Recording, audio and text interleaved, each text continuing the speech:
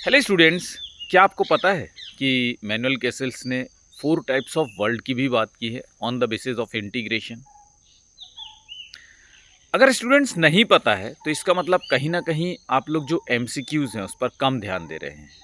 इसका मतलब है कि आपको बूस्टर कोर्स ज्वाइन कर लेना चाहिए, क्योंकि जब आप बूस्टर कोर्स ज्वाइन कर लेते हैं तो आपको डाइवर्सिटी ऑफ क्वेश्चंस देखने के लिए मिलते हैं।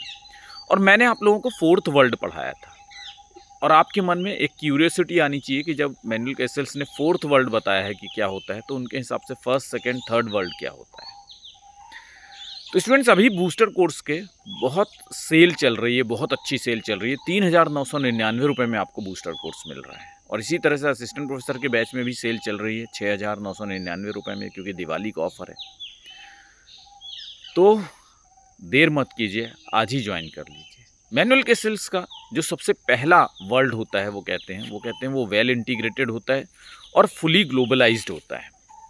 सेकेंड टाइप ऑफ जो वर्ल्ड होता है वो कहते हैं कि वो इंटीग्रेटेड तो होता है लेकिन वो फुली ग्लोबलाइज्ड नहीं होता है। कुछ चीज़ों में ग्लोबलाइज्ड होता है, कुछ चीज़ों में ग्लोबलाइज्ड नहीं होता है।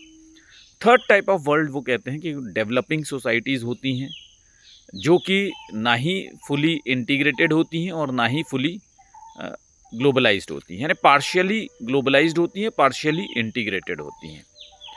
और फोर्थ टाइप ऑफ वर्ल्ड जिसकी बात मैंने आप लोगों से पूछी थी, वो कहते हैं कि वो बिल्कुल आइसोलेटेड हो जाते हैं, ना वो इंटीग्रेटेड होते हैं ना वो ग्लोबलाइज्ड होते हैं। Fully non integrated, fully non globalised world होते हैं। जैसे कि यूएसएसआर है, रशिया, उसने अपने आप को पूरी दुनिया से अलग कर दिया। जैसे कि नॉर्थ कोरिया है।